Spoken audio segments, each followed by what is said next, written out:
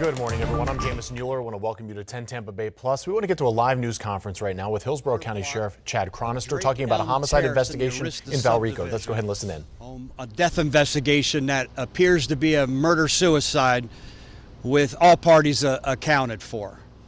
At 3:49 this morning, the emergency call takers receive a phone call from an estranged wife saying that her husband is inside the residence threatening to shoot her new boyfriend. Minutes, probably moments, be a better description later, call takers also receive a phone call from their 12-year-old son, who's upstairs hiding in a closet, saying that daddy just broke in the house and all he hears is a ton of commotion downstairs. Emergency call takers tell him, stay put where you're safe. At the same time, emergency call takers on the estranged wife's phone hear her husband tell her new boyfriend, I'm going to kill you, and then hears several gunshots. Now here's where the minutes come in. Minutes later, from 3:49 to 3:56, deputies arrive on scene. As they arrive on scene and pull up to the residence, they see a vehicle fully engulfed on fire, what they believe to be a male laying also fully engulfed on fire with a firearm a few feet away. Knowing that they can't help this individual, not knowing who this individual is there still an active shooter situation? These brave deputies continue to forge forward, going inside the house. Once inside the house, they do find our victim, the estranged wife's new boyfriend, shot multiple times. Matter of fact, safe to say, executed. Deputies also at the same time simultaneously continue to clear the residence. They go upstairs to get their hands on this 12-year-old who's, as you could believe, is extremely distraught. They remove him from the house and get him to safety, reuniting him back with his mother. How did we get to this point this morning? Last Thursday, the estranged husband accidentally learns that his wife, who he separated from 5 years ago, is dating somebody and has been dating somebody for the last 3 months. From last Thursday till early this morning, he continues to tell her, texting her and calling her, that he's going to come to her house and take his own life and that he's going to light himself on fire. As you could imagine, we don't know yet, and we know that it's the estranged husband who did the shooting. He's Philip Cordova. He's 51 years of age. He has no criminal history. The only call for service that we've had here over the last 5 years is just before Christmas this past year on December 22nd. He called the sheriff's office and asked for assistance to come over so he could retrieve a few of his personal belongings. We haven't and we won't release the victim, the boyfriend's name, because quite simply we haven't been able to notify his next of kin yet. When we are able to make those notifications, we'll certainly release his identity.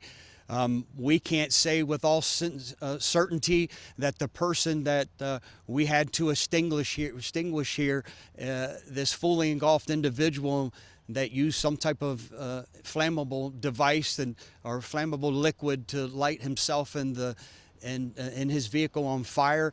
We feel confident that it's Philip Cordova, but I don't want to say that until we're able to confirm his identity. Again, tragic, violent, and as a result, innocent lives were taken. And we have a young boy who now, the idea of the family that he's known for 12 years, his family and his life has been shattered forever. What questions can I try to answer? Did she report leading up from last Thursday to today any concerns regarding her estranged husband? She hadn't. Since Thursday, for unknown reasons, she never contacted law enforcement. I'm certainly a true believer in the system.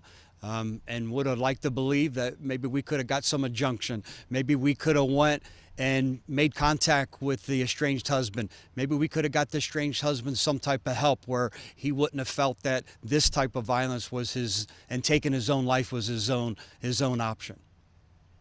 Sheriff, thank you so much for speaking with us, and I know you all have been out here for hours, and I feel like this is probably not a situation we kind of come across all the time. When your men and women were going inside the house, are you able to say what is the number one kind of priority? What do you do from there? Yeah, the number one priority when they arrive on a call like this is preservation of life. They're trying to save any life that they can get a hold of. Unfortunately, 2 had already succumbed to their injuries and expired, but they were able to rescue and provide some emotional support for this 12-year-old and estranged wife who had to witness what she witnessed. We now have victim advocates on scene, victim advocates that will spend time with the family, victim advocates that will also spend time with our deputies, everyone who responded on scene. One thing we implemented when our men and women see something unique and this violent and this tragic, we ask that they spend some time with our therapists, at least one time, just to make sure that they're okay, knowing that they have to be healthy, they have to be okay before they're able to help somebody else in need. Great point, great question. Sheriff, just for clarification,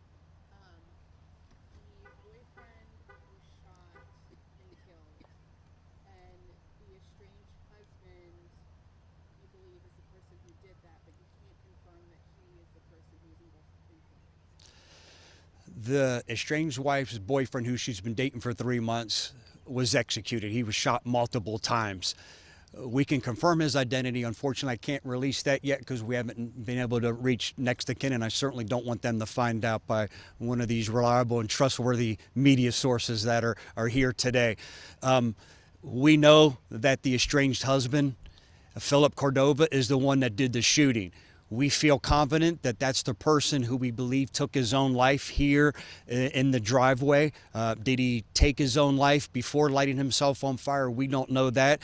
And the body is charred beyond recognition. So I just don't want to speculate that that's our suspect. That's the estranged husband. Again, being in the fact business, not the speculation business, I'd like to confirm that later on. And when we can confirm and make next of kin notification, certainly we'll put everything out. Thank you, everyone. Have a great day. Thank you. All right, you're listening there live to Sheriff Chad Chronister there of Hillsborough County. They're telling us the Sheriff's Office received a call about a disturbance at a home very early this morning in Valrico. Chronister saying there an estranged husband broke into a home where his soon-to-be ex-wife, they'd been separated for 5 years. She was in there along with her new boyfriend, who she'd been with for a few months. They all got into an argument. Sheriff Chronister said Philip Cordova, 51 years old, shot the new boyfriend execution style, as he said there. Police arrived to what they believed to be Cordova's body, burned, and also taken his life by suicide there. There was also a 12-year-old upstairs that was unharmed. A lot to unravel here. We're going to do that for you right here on 10 Tampa Bay Plus, coming up at 10:30 this morning, and we'll have all the latest for you as well on midday with Emerald Morrow. We'll see you back here at 10:30.